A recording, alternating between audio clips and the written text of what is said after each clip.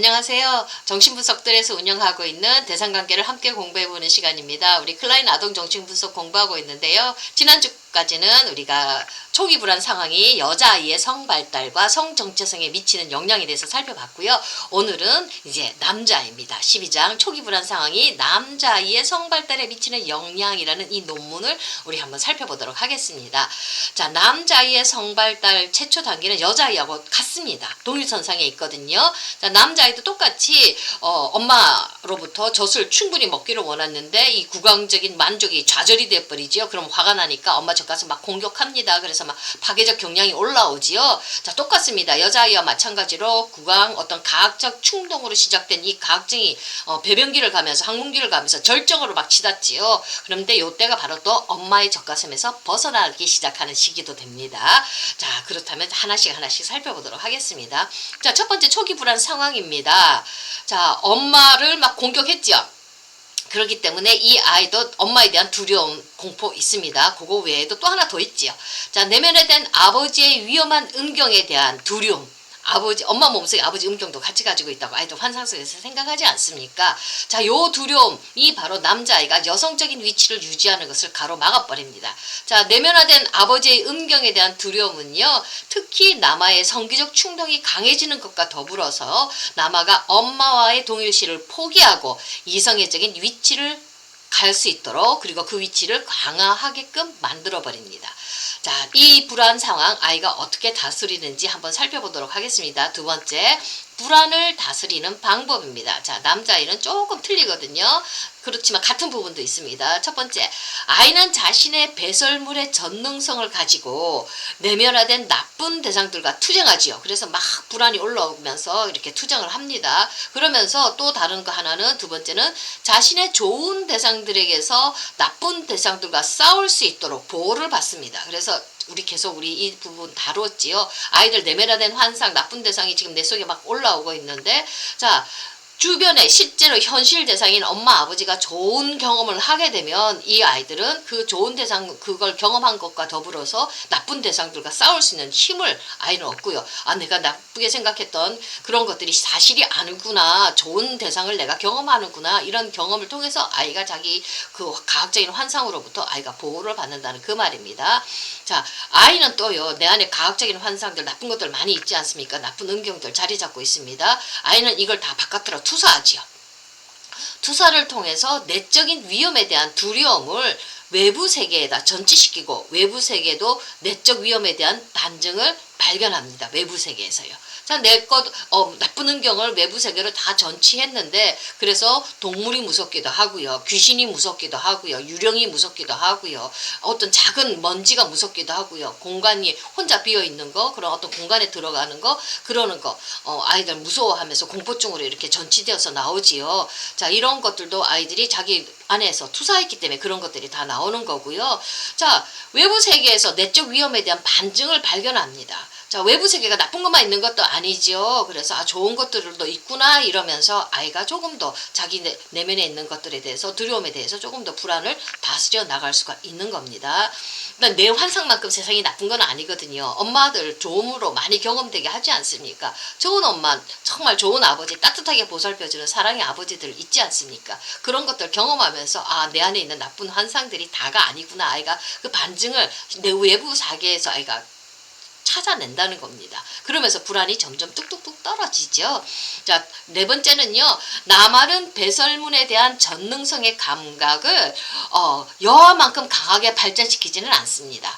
그것을 대신에 아이들은, 이 남아는 음경의 전능성으로 대처합니다.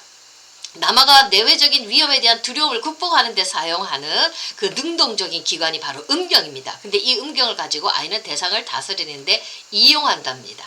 그러면서 아이가 점점 불안을 좀 다스려 나가는데요.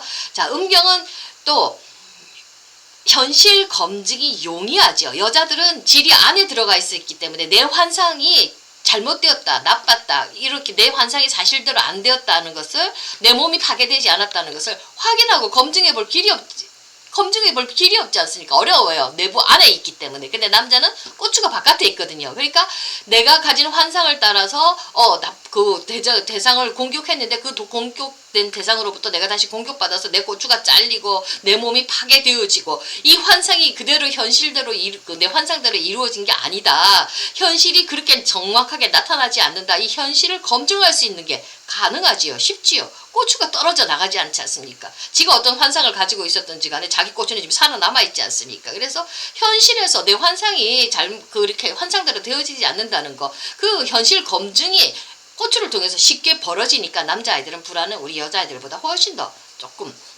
불안을 좀 더 잘 다스리기 쉽다는 얘기입니다. 자, 음경을 이용해서요, 아이는요, 어머니의 몸을 소유하게 되면서 남아는 위험한 외적 대상들 뿐만 아니라요, 내적 대상들까지도 넘어서는 자신의 우월성을 스스로에게 증명을 할 수 있습니다. 그래서 남자아이들 고추 가진 거에 대해서 아주 자부심이 대단하지 않습니까? 저희들 놀이실에 오면 한 5살, 4살만 돼도 있잖아요. 자기 고추 가졌다고 엄청나게 자랑하거든요. 여자애들 고추 없다고. 그래서 남자애들은 이렇게 아주 어렸을 때부터 자기가 고추를 가졌다는 거, 음경을 가졌다는 거에 대한 전능성, 거기에 대해서 아이들 자부심 대단합니다. 자, 3번째. 음경의 과학적 전능성에 대해서 한번 살펴보도록 하겠습니다. 남아에게서요, 배설물과 사고의 전능성은 부분적으로 음경의 전능성에 집중이 되고요. 특히 배설물의 경우 음경의 전능성으로 이렇게 대처되면서 음경을 자신의 과학적인 역량을 실행하는 기관으로 만듭니다. 전능하지요. 내 과학적인 그 공격성을 음경을 통해서 마음껏 펼칠 수가 있는 겁니다. 자, 상상 속에서 남아는요, 음경에 파괴력을 부여하면서 그것을 어떻게 놀이 속에서 표현하냐면 잡아먹는 야수들, 무기, 마술 지팡이 등으로 이렇게 비유를 합니다. 그래서 남자들 놀이 속에 이런 것들이 많이 나옵니다. 음경, 전능한 음경에 대한 그런 상상물들이거든요. 상징물들입니다. 자, 그리고 생리과정, 고추로 오줌 누지 않습니까? 그러니까 고추가 늘어났다가 줄어들었다 하는 거, 어떤 데 늘어나고 어떤 데 줄어드는 거 실제로 눈으로 볼 수가 있습니다. 이런 특이한 생리과정은요, 남아의 음경이 실제로 외관을 이렇게 모양을 바꿀 수 있다는 것을 증명해주며 마술적으로 왔다 갔다 하지 않습니까?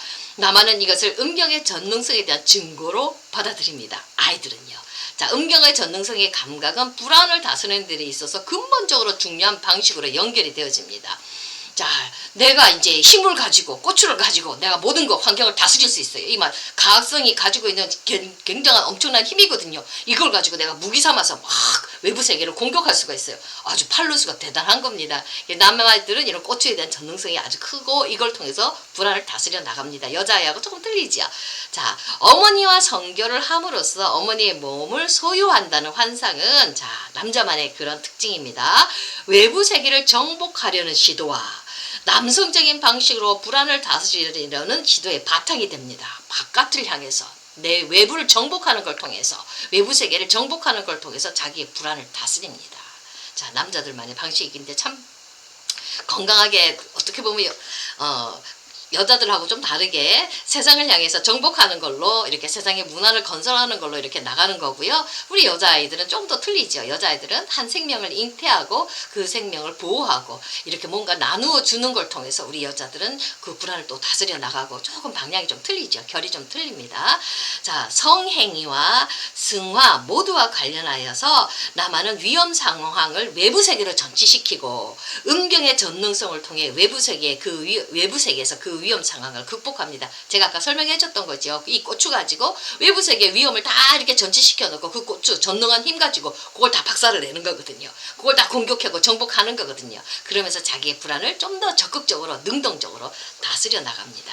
자, 자신의 음경의 전능성을 이렇게 아이가 강하게 믿는다면요, 남아는 아버지의 음경의 전능성에 맞붙을 수가 있습니다. 맞짱 뜬다는 얘기거든요. 그 무시무시한 아버지의 음경, 그것과 투쟁을 할 수가 있습니다. 오이디푸스 갈등을 넘어간다는 얘기입니다. 자, 오늘 여기까지 남아의 불안 상황을 어떻게 다루는가 거기에 대해서 공부해 봤고요. 다음 주는 좀 더 다른 내용을 가지고 우리가 한번 같이 공부하도록 하고요. 12월 달까지는 우리 클라인 책을 다 마무리 짓고요. 제가 볼 때는 한 다음 주면 다 마무리가 될 것 같습니다. 1월 달부터는 우리가 위니카 책으로 또 한번 같이 울터리와 공간입니다. 그 책으로 또 다시 우리가 또 한번 같이 함께 공부해 보도록 하겠습니다. 감사합니다.